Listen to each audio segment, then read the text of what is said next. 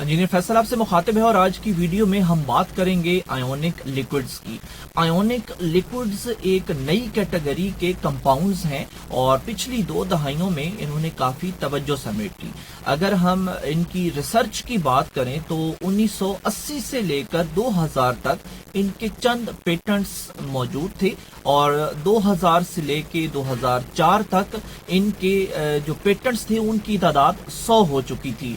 लेकिन 2004 के बाद अब तक इनकी जो तादाद है पेटेंट्स की वो मोर देन 800 हो चुकी है। इसका मतलब है कि ये अब जो इनका इस्तेमाल है वो बढ़ चुका है। सो ये कहाँ पे इस्तेमाल होते हैं? ये मोस्टली इंडस्ट्रीज में इस्तेमाल किए जाते हैं, क्योंकि आप जानते हैं कि केमिकल इंडस्ट्रीज में जो वोलेटाइल टॉक्सिक सब्सटेंसेस होते हैं उनका वसी पैमाने पर इस्तेमाल किया जाता है। सो इनके इस्तेमाल की वजह से वहाँ की जो एनवायरनमेंट है और जो बाहर की एनवायरनमेंट है वो डैमेज होती है। सो इसलिए इन जो सॉल्वेंट्स जो कि डैमेज करते हैं एनवायरनमेंट को, उनका एक अल्टरनेटिव इस्तेमाल किया जाता है और इन आयोनिक लिक्विड्स और इसी तरह के कुछ लिक्विड्स की शक्ल में इनका अल्टरनेटिव इस्तेमाल किया जाता है।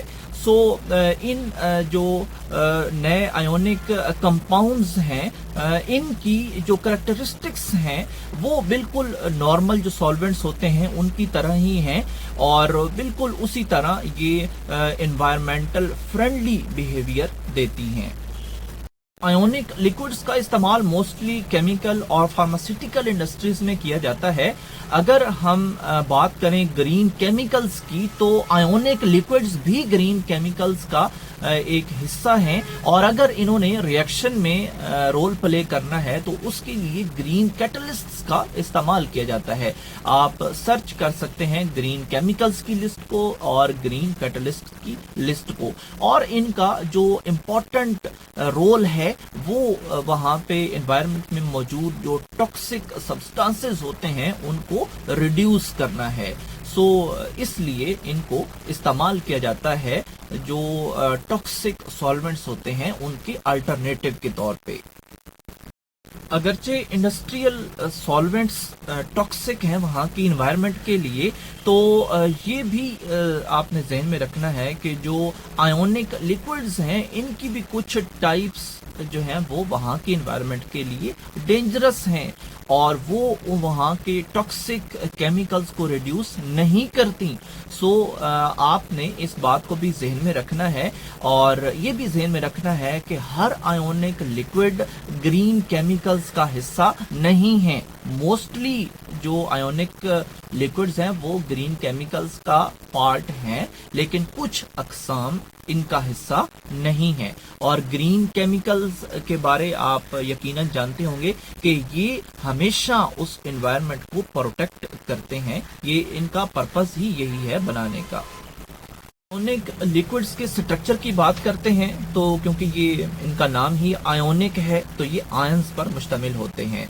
सो इनके अंदर एक कैटायंस हैं और एक एनायंस होते हैं। सो जो कैटायंस होते हैं इसके अंदर वो लार्ज साइज के होते हैं और जो एनायंस होते हैं वो स्मॉलर साइज के होते हैं। सो इनके दरमियान बॉन्डिंग भी होती है क्योंकि इनके ऊपर पॉजिटिव और नेगेटिव चार्जेस हैं। सो इसलिए इनके दरमियान जो बॉन्डिंग होगी वो वीक बॉन्डिंग होगी। अगर हम इनके स्ट्रक्चर की बात करें तो वो साल्ट्स के स्ट्रक्चर से मिलता जुलता है, लेकिन जो साल्ट का स्ट्रक्चर है वो उसके दरमियान जो बॉन्डिंग होती है वो इसके मुकाबले में काफ़ी स्ट्रॉन्ग बॉन्डिंग होती है। तो साल्ट्स में और आयोनिक लिक्विड्स में यही डिफरेंस है कि इनके दरमियान बॉन्डिंग जो है वो वीक और स्ट्रॉन्ग होती है। सो अगर हम आयोनिक लिक्विड्स की टाइप्स की बात करें तो जो पहली टाइप है वो है इमेडाजोल और दूसरी है पायरिडीनम। और अगर हम इमेडियाजोल की बात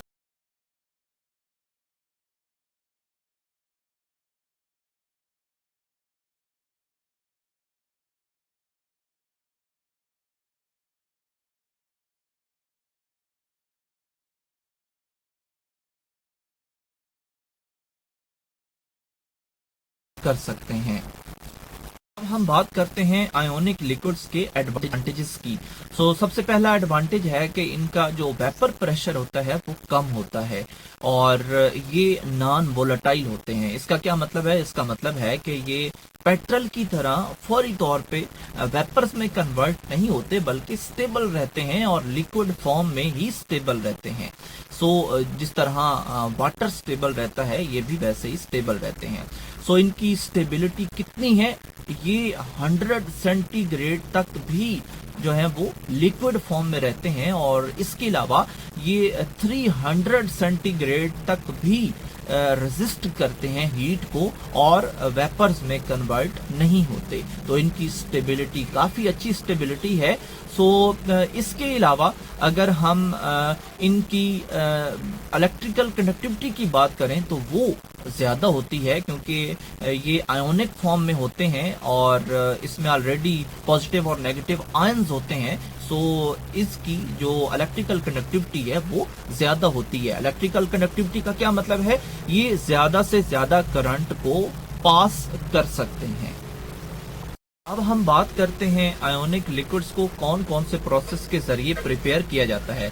सबसे पहले है इसमें अल्काइलेशन का प्रोसेस, इसके बाद है आयन एक्सचेंज का प्रोसेस और इसके बाद सॉल्वेंट फ्री सिंथेसिस के प्रोसेस की मदद से इसको तैयार किया जाता है। इसके अलावा सिंथेसिस ऑफ चायरल और synthesis of ionic liquids with a special performance, इनकी मदद से इन आयोनिक लिक्विड्स को तैयार किया जाता है। अगर हम इनकी एप्लीकेशंस की बात करें तो ये इस्तेमाल होते हैं लिक्विड एक्सट्रैक्शन के प्रोसेस में। इसके अलावा इलेक्ट्रोकेमिस्ट्री में इनका इस्तेमाल किया जाता है। नैनो कैटलिस्ट्स की टेक्नोलॉजी में इनका इस्तेमाल किया जाता है और कैटालाइटिक रिएक्शन जो है उनके अंदर भी आयोनिक लिक्विड्स का इस्तेमाल किया जाता है। अगर हम आयोनिक लिक्विड के रेवोल्यूशन की बात करें तो आयोनिक लिक्विड्स के लिए रिसर्च सेंटर कायम है, जहां पे इस पे रिसर्च की जाती है। इसके अलावा केमिकल इंडस्ट्रीज इसकी हैं जिनके अंदर इन लिक्विड्स को प्रिपेयर किया जाता है। अब हम बात करते हैं इनकी 3 किस्म की जनरेशन्स की, जिसकी मुख्तलिफ एप्लीकेशंस हैं। जो फर्स्ट जनरेशन के आयोनिक लिक्विड्स हैं उनके अंदर जो कैटायंस और एनायंस होते हैं उनको चेंज करके, उनकी फिजिकल प्रॉपर्टीज को चेंज करके मुख्तलिफ एप्लीकेशंस के लिए इस्तेमाल किया जाता है। इसके अलावा जो सेकेंड जनरेशन में आयोनिक लिक्विड्स आते हैं उनके अंदर जो फंक्शनल ग्रुप्स हैं उनको चेंज किया जाता है। जिस तरह आप जानते हैं ऑर्गेनिक कंपाउंड्स हैं ये, और ऑर्गेनिक केमिस्ट्री के अंदर आपने फंक्शनल ग्रुप का नाम सुना होगा। उन फंक्शनल ग्रुप्स को चेंज करके, इनकी फिजिकल प्रॉपर्टीज को चेंज करके मुख्तलिफ एप्लीकेशंस के लिए इस्तेमाल किया जाता है। इसके बाद जो थर्ड जनरेशन से रिलेटेड आयोनिक लिक्विड्स हैं इनको मोस्टली फार्मास्यूटिकल इंडस्ट्री के अंदर इस्तेमाल किया जाता है। और जो फार्मास्यूटिकल इंडस्ट्री के अंदर जो ड्रग्स हैं उनके अंदर जो टॉक्सिक कंपाउंड्स हैं उनकी टॉक्सिसिटी ख़त्म करने के लिए उनकी जो नेमुल बदल के तौर पे इसको इस्तेमाल किया जाता है। ये फार्मास्यूटिकल इंडस्ट्री में इस्तेमाल होते हैं।